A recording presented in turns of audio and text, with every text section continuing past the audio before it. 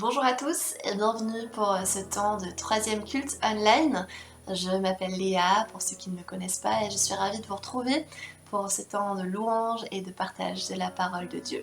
J'espère que vous êtes installés bien confortablement de votre côté de l'écran et que vous avez vos Bibles à proximité puisque j'aimerais pour introduire ce temps lire un passage qui se trouve dans les psaumes et plus particulièrement dans le psaume 43. Psaume 43, les versets 3 à 5.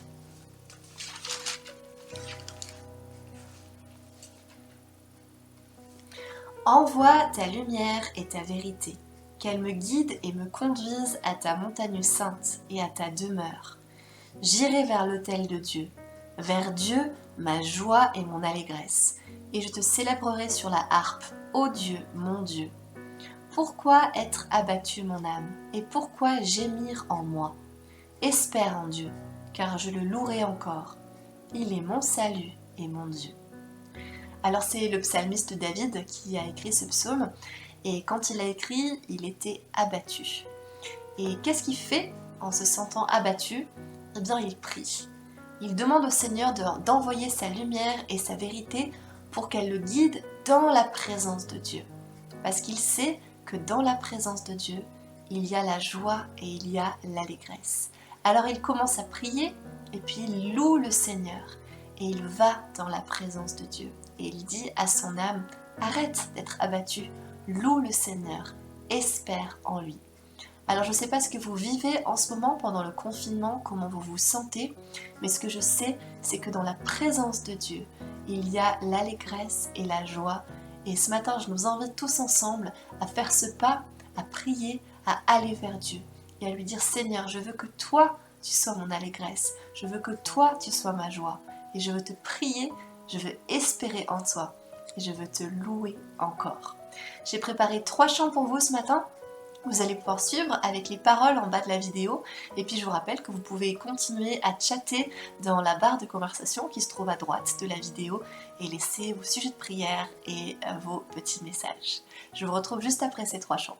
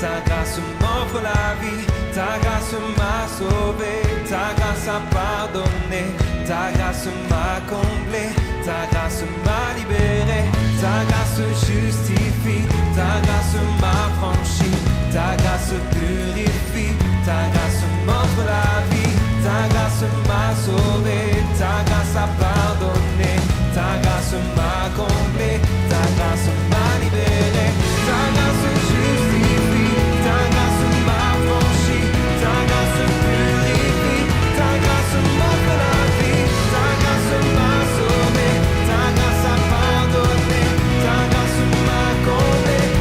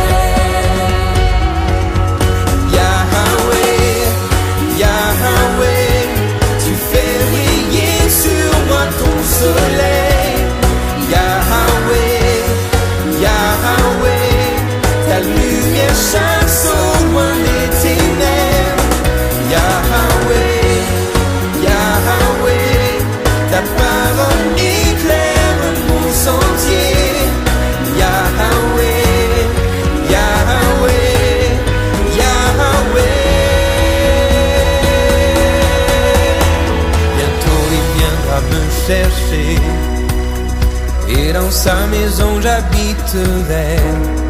Oh mon âme, chante mon âme, sans cesse jusqu'à son retour. Mon âme chante son amour tous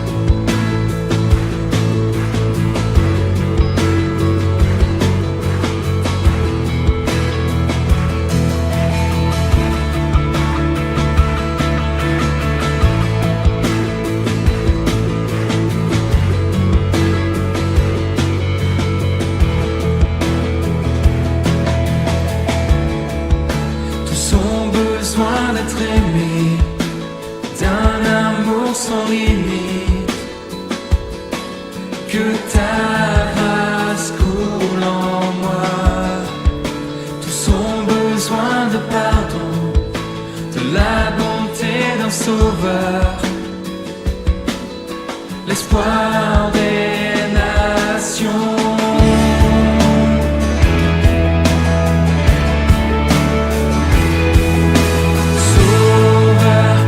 Il déplace les montagnes, mon Dieu sauve avec puissance, il sauve avec puissance, pour toujours, créateur du salut. Jésus a vaincu la mort, il a vaincu la mort.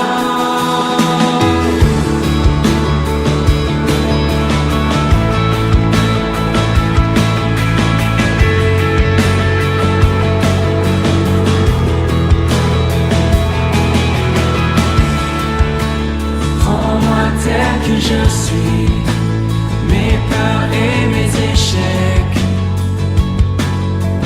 viens remplir ma vie. Je donne ma vie pour te suivre, dans tout ce que je crois, et je me soumets.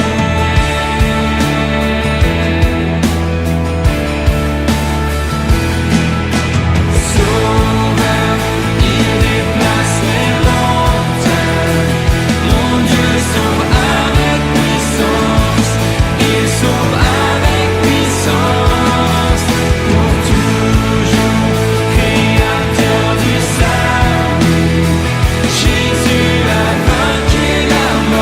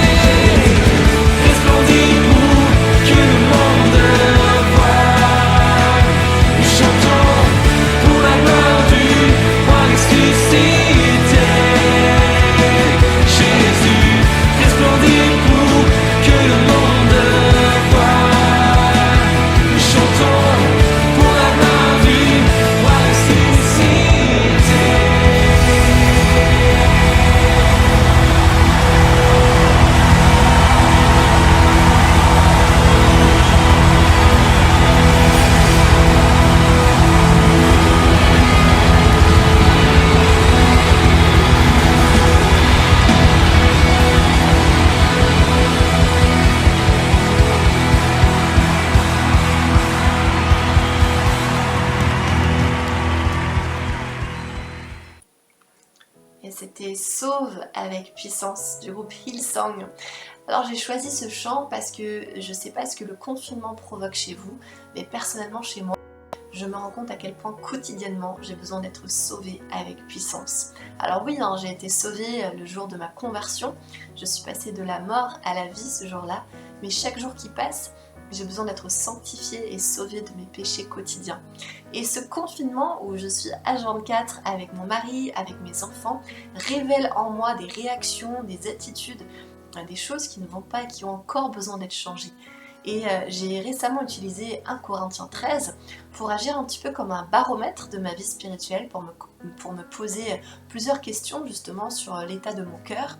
Et je vous invite à faire pareil de votre côté pendant ce temps de confinement qui est propice à cela. Et on va lire ensemble 1 Corinthiens 13 pour vous donner un petit peu une idée de ce que vous pouvez faire à la maison avec ce passage. 1 Corinthiens 13, les versets 4 au verset 7. L'amour est patient, il est plein de bonté. L'amour n'est pas envieux, l'amour ne se vante pas, il ne s'enfle pas d'orgueil, il ne fait rien de malhonnête, il ne cherche pas son intérêt, il ne s'irrite pas, il ne soupçonne pas le mal, il ne se réjouit pas de l'injustice, mais il se réjouit de la vérité. Il pardonne tout, il croit tout, il espère tout, il supporte tout. Alors c'est très simple. Pour utiliser ce passage comme un baromètre de notre vie spirituelle, il suffit de se poser les questions suivantes. L'amour est patient. Où j'en suis de ma patience en ce moment? L'amour est plein de bonté. Est-ce que je réagis avec bonté autour de moi, dans mes propos, dans mes manières de répondre? Est-ce que je suis envieuse? Puisque l'amour n'est pas envieux. Où j'en suis moi de mon envie? Est-ce que je me vante? Est-ce que j'ai un problème avec l'orgueil? Est-ce qu'en ce moment je fais des choses malhonnêtes? Est-ce que je cherche mon propre intérêt? Est-ce que je m'irrite? Est-ce que je soupçonne le mal? Est-ce que je me réjouis de l'injustice ou alors est-ce que je me réjouis de la vérité? Est-ce que j'ai des problèmes avec le pardon? Est-ce que je dois pardonner? Est-ce que j'espère? Est-ce que je supporte les choses difficiles qui m'arrivent? Voilà des petites questions qu'on peut se poser pour faire un point pendant ce temps de confinement qui est assez propice à l'introspection. Et puis surtout, il ne faut pas le faire juste en faisant cette introspection et puis en repartant et en se disant ça y est, je suis nulle, il n'y a rien qui va. Non, il faut faire cette introspection en étant plongé dans la grâce de Dieu. Parce que lui, il veut nous prendre et il veut nous rendre conformes à l'image de Jésus. Et on est entouré de sa grâce. Et pour celui qui se repent, le Seigneur est capable de faire des choses merveilleuses. Je vous propose de prendre ce dernier chant, enfin cet avant-dernier chant, qui dit « Purifie mon cœur ». Et puis je vous retrouve juste après pour introduire le temps de message.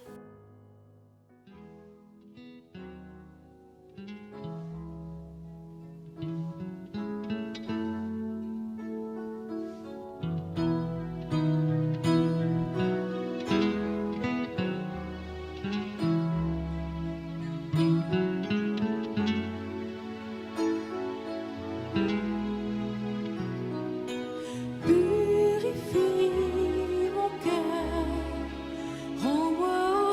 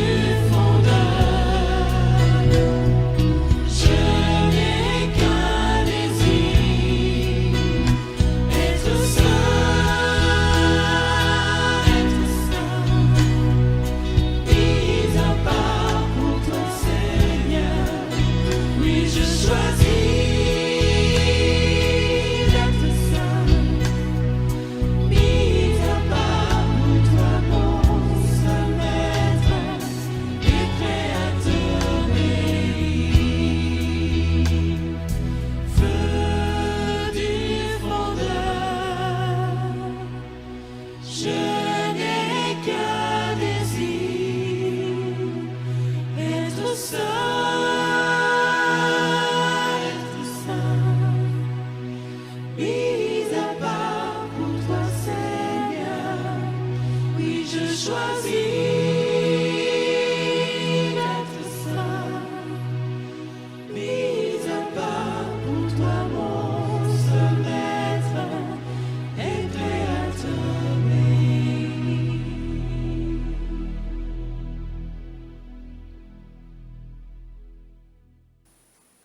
Seigneur, merci parce que tu es celui qui veut purifier notre cœur. Tu peux nous rendre purs, Seigneur, parce que tu as tout fait.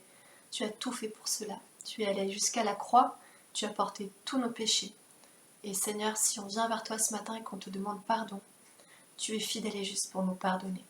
Merci pour cela, merci parce que tu veux nous rendre conformes à ton image et que tu es en train de le faire et tu es en train de travailler dans chacun de nos cœurs.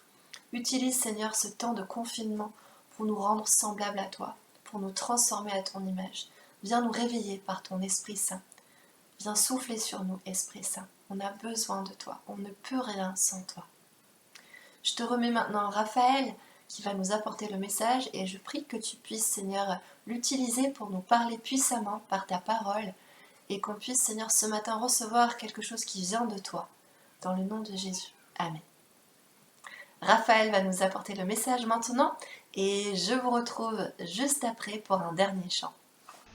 Bonjour à tous, j'espère que vous allez bien et que vous allez pouvoir profiter de ces 15 prochaines minutes avec moi sur ce balcon. Petite question, qu'est-ce qui se passe dimanche prochain ? Si vous avez oublié, c'est peut-être parce que cette année, on a un peu moins l'occasion de voir dans les rayons de supermarché plein de lapins en chocolat. Le week-end prochain, bien sûr, c'est Pâques. Et pour nous y préparer, j'aimerais qu'on s'arrête aujourd'hui sur deux personnages qui ont vécu Pâques d'une manière particulière. Il s'agit de Joseph d'Arimathée et de Nicodème. Joseph d'Arimathée et Nicodème. Oui, Nicodème, il faut naître de nouveau. Oui, ça c'est bon. Joseph d'Arimathée, celui qui a porté la croix de Jésus. Non, ça c'est Simon de Cyrène. Joseph, le tombeau, ça y est. Bah oui, Joseph et Nicodème.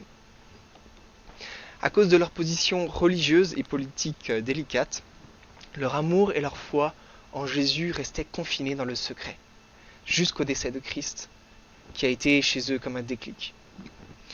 Alors que nos corps doivent rester confinés encore quelques semaines, le témoignage de ces deux hommes rapporté par Jean va nous encourager à sortir notre amour et notre foi du confinement et à l'exprimer dans le respect de la loi. Commençons par lire les faits relatés par l'apôtre Jean dans son évangile au chapitre 19. Alors je vous invite maintenant à prendre votre Bible et à l'ouvrir à l'évangile de Jean, le chapitre 19, les versets 38 à 42. Notre passage fait suite à la mort constatée de Jésus lorsqu'un soldat perce son côté de sa lance et que de l'eau et du sang en coulent.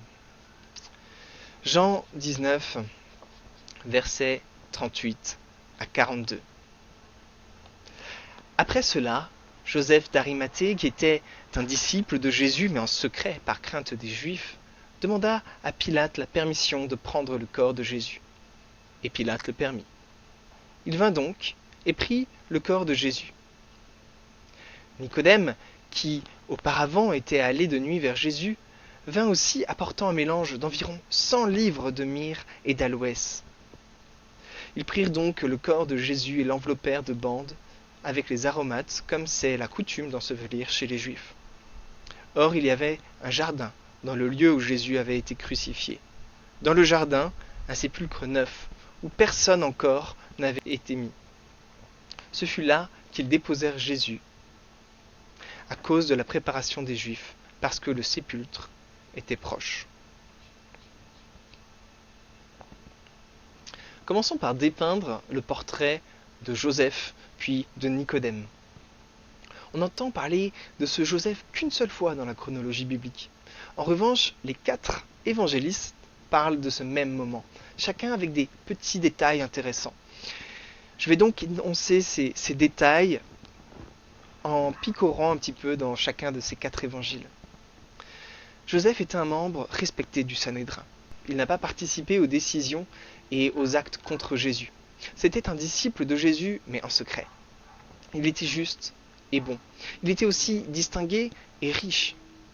Il a utilisé sa position pour demander le corps de Jésus à Pilate. Il utilisa sa richesse pour que Jésus ne finisse pas dans la fosse commune, soit en connaissance de cause, soit sans le savoir. Il a accompli une prophétie de Ésaïe qui dit que son tombeau sera mis parmi les riches. Autour de Nicodème maintenant. Il apparaît 3 fois dans la chronologie biblique. Cependant, il doit être probablement encore un peu plus discret que Joseph, car seul Jean en parle dans son évangile. Souvenez-vous, en Jean 3, lorsqu'il vient à Jésus de nuit, on apprend alors qu'il s'agit d'un pharisien, chef des Juifs. Un des rares qui croit en Jésus, peut-être le seul. On apprend de Jésus que Nicodème est un maître connu en Israël. Jésus l'invite alors à naître de nouveau, à naître d'eau et d'esprit. Et c'est à Nicodème que Jésus va donner une des paroles les plus connues de toute la Bible, Jean 3,16. Oui, Dieu a tant aimé le monde qu'il a donné son Fils unique. Ainsi tous ceux qui croient en lui ne se perdront pas loin de Dieu, mais ils vivront avec lui pour toujours. Plus loin, en Jean 7, on voit Nicodème prendre indirectement la défense de Jésus. Les pharisiens disent « Aucun de nos chefs, aucun de nous pharisiens n'a cru en cet homme. Et cette foule qui croit en lui, elle ne connaît pas notre loi. Ce sont des gens qui rejettent Dieu. » Et Nicodème dit « D'après notre loi, nous ne pouvons condamner un homme de cette façon. Nous devons d'abord l'entendre et savoir ce qu'il a fait. » La prochaine et dernière fois que nous entendrons parler de Nicodème, c'est dans notre passage d'aujourd'hui, en Jean 19. On a donc là 2 disciples de Jésus qui vivent une pression constante entre leur identité en Christ et un entourage qui est profondément hostile à Jésus. Comment vivre et comment communiquer sa foi alors qu'on est entouré par des gens qui veulent faire taire à jamais la foi en Jésus?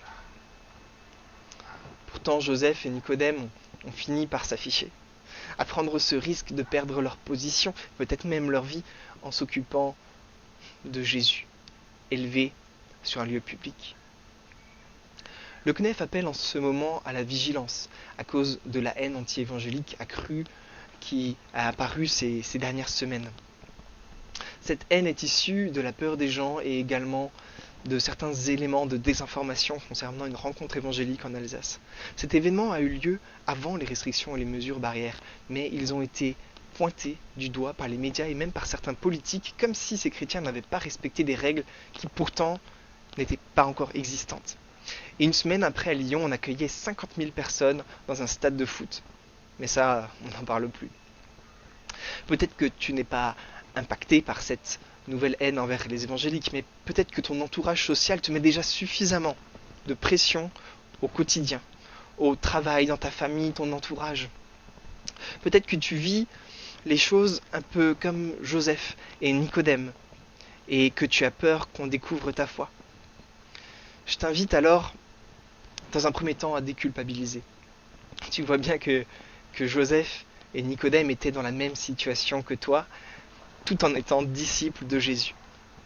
Mais n'en reste pas là non plus. Je t'invite à te laisser encourager par Joseph et Nicodème, qui ont fini par sortir de leur confinement. Ils sont sortis de leur foi confinée jusqu'ici à leur maison, ou peut-être même juste à leur cœur. La semaine prochaine, c'est Pâques et je te mets au défi. Comment exprimer ma foi en témoignant de l'œuvre de Christ à la croix, depuis mon salon, derrière mon écran, mon téléphone, ma fenêtre, mon balcon. Idée numéro 1, poster des versets en images sur Facebook, Insta ou autres réseaux sociaux. Faire un coloriage à vos enfants sur la Pâques et mettez-le sur votre porte. Idée numéro 3, afficher sur votre boîte aux lettres ou sur votre porte un mot qui dit « Jésus a vaincu la mort ». Envoyez votre nom et je prierai pour vous avec votre mail ou votre numéro de téléphone. Idée numéro 4. Il ne vous reste peut-être plus beaucoup de feuilles d'imprimante, mais probablement au moins une dizaine d'attestations qui ne demandent qu'à être recyclées. Alors voilà ce que je vous propose. Faites-en une banderole avec Jean 3,16 dessus et accrochez-le à votre balcon. Si le verset est trop grand ou trop petit, Mettez autre chose, par exemple Jésus t'aime, quelque chose, ou un QR code avec un site pour rencontrer Jésus, comme il y en a beaucoup sur Internet. C'est un défi de foi, mais aussi un défi d'amour. Un défi d'amour pour son prochain. Un amour pour tous ceux qui se perdent sans Dieu. Joseph et Nicodème n'ont peut-être pas pu saisir d'occasion de manifester à Jésus leur amour avant. Mais en ce week-end de Pâques, c'est chose faite. Joseph offre un tombeau neuf, réservé aux riches, réservé normalement à sa famille. Nicodème, lui, offre l'équivalent de 100 000 à 200 000 euros de myrrhe et d'aloès pour l'embaumement du corps. Bien qu'il n'en faut pas autant, c'est l'expression de son amour. Tout cet amour, confiné jusque-là en secret, est maintenant dévoilé, exprimé. Mon papy est décédé il y a 2 semaines maintenant, et la semaine de son décès, j'apprenais chaque jour le décès de personnes que j'ai connues en Alsace. C'était une semaine difficile. Et mon papy a reçu beaucoup d'amour et d'affection jusque dans les derniers instants, et c'est aussi ce qui me console. Mais au moment du décès, ceux qui étaient loin comme moi, ou confinés comme ma maman, ont souffert de cette distanciation dans les derniers jours. D'autres ont eu la grâce de pouvoir passer plus de temps avec lui, et ce, également avec un lot de souffrance. Mais après sa mort, toute sa famille et ses amis ont exprimé d'une manière ou d'une autre leur affection, leur amour et leur admiration aussi, puisque mon papy marchait vraiment dans les pas de Jésus. Et il était un exemple de foi, d'amour et de paix incroyable. Moi, prêchant aujourd'hui devant vous est probablement un des fruits de cet exemple et de ce témoignage de vie. Cet élan d'amour qu'il y a eu après son décès était très beau. Et j'ai d'ailleurs écrit un poème pour mon papy et je lui ai rendu hommage aussi sur Facebook. Mais j'aimerais pointer du doigt l'amour que l'on peut manifester dans le temps présent pour les vivants aujourd'hui. Et comme je l'ai dit avant, c'est une grâce. Certains d'entre nous ont plus de temps aujourd'hui et d'autres sont submergés plus que jamais. Certains sont en bonne santé et d'autres sont fragiles. N'attendons pas de nous revoir à l'Oasis pour nous manifester de l'amour. N'attendons pas non plus que l'un de nous meure pour lui manifester de l'amour. Laissons-nous imprégner par cet amour de Christ manifesté à la croix en ce temps de Pâques.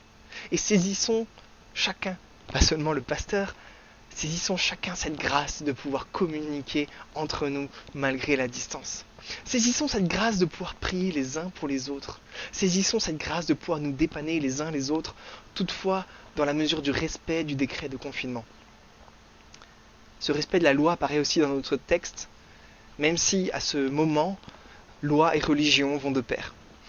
En effet, au verset 42, on peut lire qu'ils s'organisent de sorte à respecter le sabbat et le calendrier de la Pâque juive. Dans Luc 23, 56, qui correspond à la même histoire, il est dit des femmes qu'elles préparèrent des aromates et des parfums. Puis elles se reposèrent le jour du sabbat selon la loi. J'entame maintenant un 3e et dernier point qui est celui de l'appel. Je ne jette pas la pierre à Joseph et Nicodème de ne pas avoir montré plus tôt leur appartenance à Christ. Qui suis-je pour cela? Et au contraire, j'ai de l'admiration car ils ont répondu à un appel. Et par leur obéissance, une prophétie s'est réalisée. C'est la classe quand même. Joseph était probablement le seul parmi les disciples à pouvoir demander le corps de Jésus. C'était son temps, son moment pour intervenir, son appel pour agir. Peut-être même que d'intervenir trop tôt l'aurait empêché d'intervenir pour ce à quoi il a été appelé.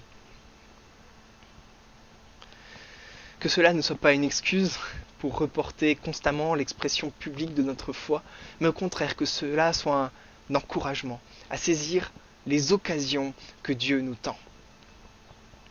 Inscrivons-nous, nous aussi, dans la mise en œuvre d'une parole biblique. Et je propose Éphésiens 2,10 qui dit « Car nous sommes son ouvrage, ayant été créés en Jésus-Christ pour de bonnes œuvres que Dieu a préparées d'avance afin que nous les pratiquions. » J'ai donné avant un certain nombre d'exemples, d'expressions de notre foi pour le temps de Pâques, mais si tu n'as pas été touché par le Saint-Esprit par un de ces exemples, ne le fais pas. Ne le fais pas non plus par pression sociale, mais fais-le parce que cette démarche s'inscrit dans le fait que tu as été touché par une de ces idées et que le Seigneur t'appelle à toucher ton voisinage en cohérence avec un témoignage de vie que tu manifestes déjà autour de toi. Et si tu as d'autres idées, vas-y. Tu peux aussi les partager sur le chat du YouTube. Pour conclure, écoute l'appel. Sors ta foi et ton amour du confinement. Laisse-toi inspirer aussi par cette phrase de Luther qui dit « Vivez comme si Jésus était mort hier, ressuscité ce matin et revient demain. » Si je traduis cette parole dans le contexte de ce message, je dirais « Laisse-toi envelopper de cet amour si grand que Jésus est mort pour toi. Laisse-toi encourager par sa puissance car il a vaincu la mort. Et sors ta foi et ton amour du confinement car il revient bientôt. » Merci beaucoup Raphaël pour ce message. Je vous invite à laisser vos questions, vos petits commentaires, vos messages, mais aussi vos sujets de prière dans la barre de conversation qui se trouve à droite de l'écran, puisqu'on va pouvoir avoir un temps de prière après ce message. Mais juste avant, j'avais envie de vous laisser un chant un petit peu comme un cadeau. C'est un chant qui s'appelle La Bénédiction, et qui est une prière pour que la bénédiction de Dieu repose sur nous, sur nos foyers, sur nos familles, sur nos enfants. Je prie que Dieu puisse vous utiliser pour être des bénédictions là où vous êtes en ce moment, que ce soit dans vos conversations téléphoniques, vos conversations Zoom, mais aussi vos interactions avec le personnel qui travaille dans les magasins, les supermarchés, toutes ces choses-là. Que le Seigneur soit présent tout particulièrement pour vous dans ces temps de confinement.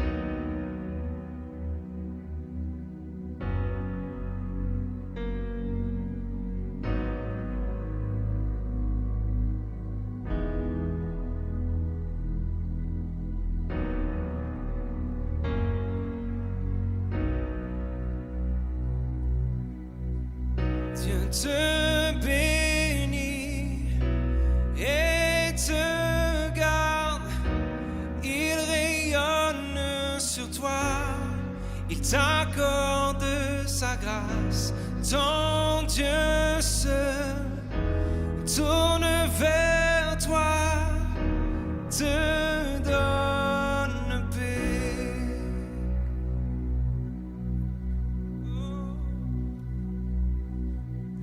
Dieu te bénit et te garde, il rayonne sur toi, il t'accorde sa grâce, ton Dieu se tourne vers toi, te donne paix.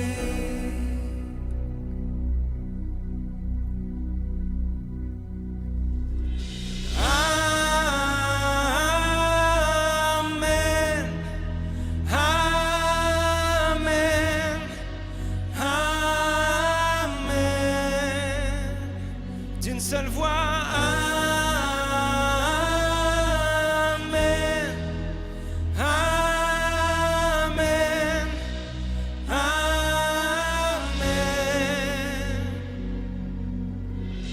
Dieu te bénit et te garde, il rayonne sur toi, il t'accorde sa grâce. Ton Dieu se tourne vers toi, te donne paix.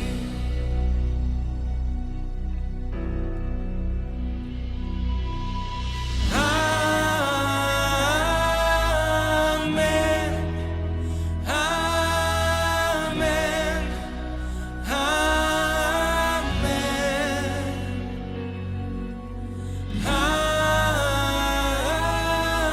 Amen.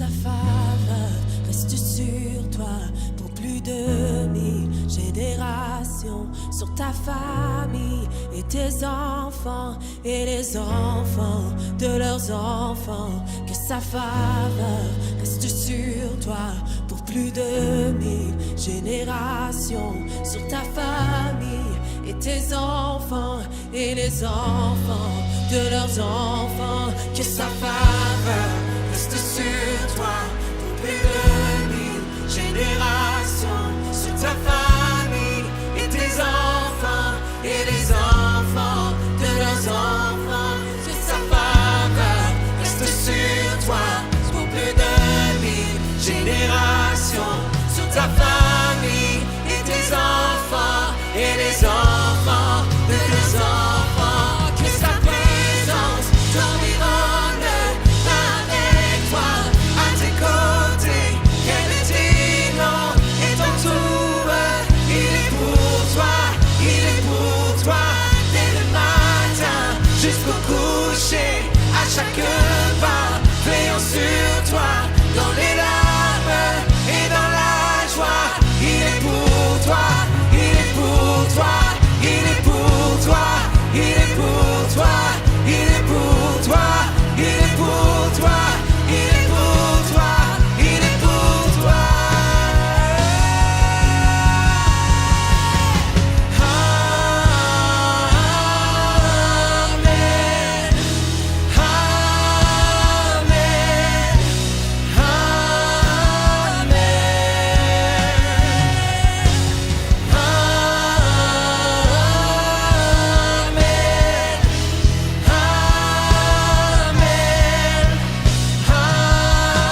Amen, que sa faveur reste sur toi pour plus de 1000 générations, sur ta famille et tes enfants et les enfants de leurs enfants. Que sa présence t'environne avec toi, à tes côtés, qu'elle est digne et t'entoure. Il est pour toi, il est pour toi, dès le matin jusqu'au coucher, à chaque pas, veillant sur toi, dans les larmes et dans la joie. Il est pour toi, il est pour toi, il est pour toi, il est pour toi, il est pour toi, il est pour toi, il est pour toi, il est pour toi.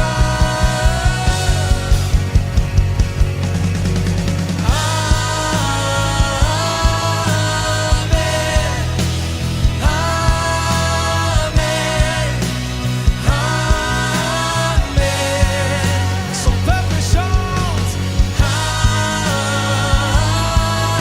Amen,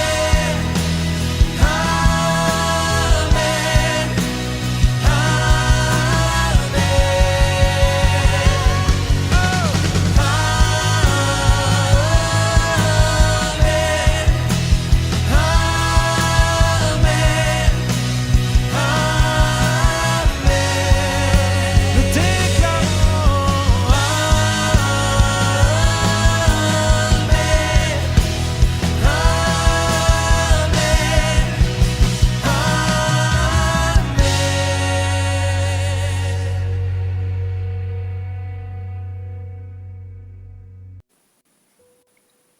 J'espère que ce chant vous aura fait autant de bien qu'il nous en a fait à moi et Nico dernièrement. Je vous propose de passer à notre temps d'annonce. Et puis ne partez pas juste après les annonces, il y aura un temps de plage musicale.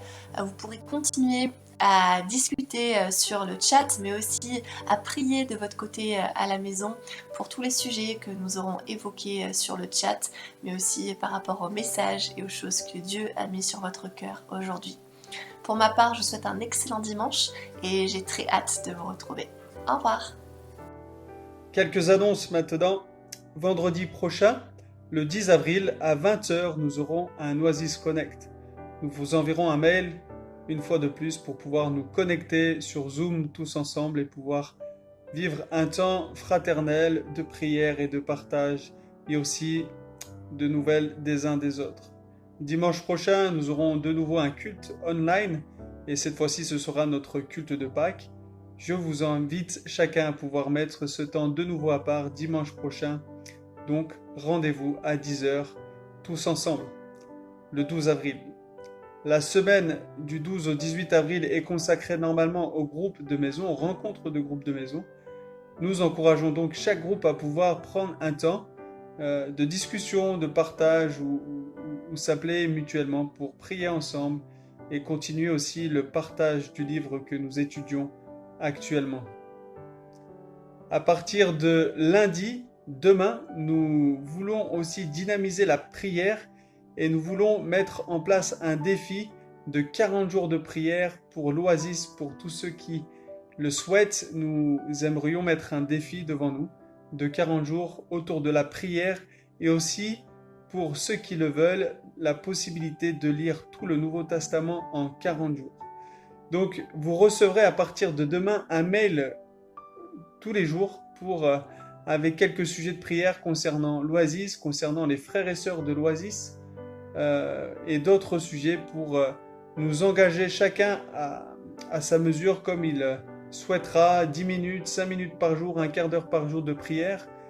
Chacun verra comme il pourra, mais nous voulons encourager les uns et les autres à prier et continuer à prier pour l'Église et pour tous nos frères et sœurs de l'Oasis, que Dieu puisse bénir ces moments quotidiens aussi dans la lecture de la Bible et dans la prière. Donc, je vous rappelle, à partir de demain, nous entamons un défi de 40 jours autour de la prière et aussi, pour ceux qui le veulent, autour de la lecture du Nouveau Testament. Donc rendez-vous à partir de demain pour relever ce défi tous ensemble. Merci pour tous ceux qui continuent aussi à faire des offrandes à l'Oasis. Et donc il y a toujours la possibilité de pouvoir aider financièrement l'Église, continuer à faire des offrandes à l'Église par RIB ou par chèque. Si vous avez des questions, vous pouvez me les adresser ou les adresser au conseil pastoral pour tout questionnement.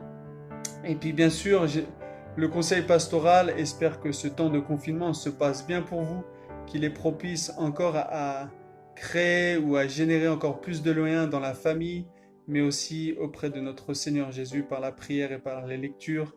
Nous espérons que vous êtes renouvelés, nous prions pour vous et nous souhaitons aussi, si vous le voulez, vous rencontrer par téléphone, par Skype pour prendre un temps avec vous si vous avez à cœur de le faire avec nous, pour prier, pour partager, pour lire un texte et nous encourager mutuellement. Donc voilà un petit mot du conseil, on est et on veut être auprès de vous, donc n'hésitez pas, nous sommes disponibles aussi. Je vous souhaite à tous maintenant une belle fin de journée et puis un bon début de semaine en défi, prière et lecture. Que Dieu vous bénisse. À très bientôt. Bye bye.